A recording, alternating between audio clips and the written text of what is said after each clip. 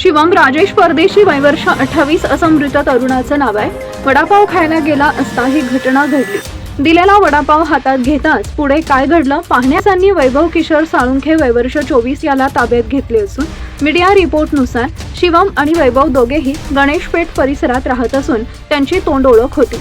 वैभव एका बिल्डरकडे अकाउंटंट म्हणून नोकरी करतो। दोघांचेही वडील रिक्षा चालक आहेत। रविवारी दुपारी गणेशपेठेतील वडापावच्या गाडीवर दोघे आले होते। त्यावेळी एकमेकांच्या पायाला धक्का लागल्यानं त्यांच्यात वाद झाला। सुरुवातीला झालेला शाब्दिक वाद वाढल्यानंतर मारहाण झाली।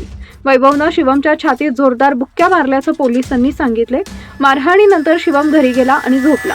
रात्री उशिरापर्यंत तो उठला नसल्यानं कुटुंबियांना संशय आला। त्यांनी त्याला उठवण्याचा प्रयत्न केला, मात्र कोणताही प्रतिसाद मिळाला नाही। त्यामुळे त्याला तातडीनं रुग्णालयात नेण्यात आले, मात्र उपचार सुरू करण्यापूर्वीच डॉक्टरांनी त्याला मृत घोषित केले।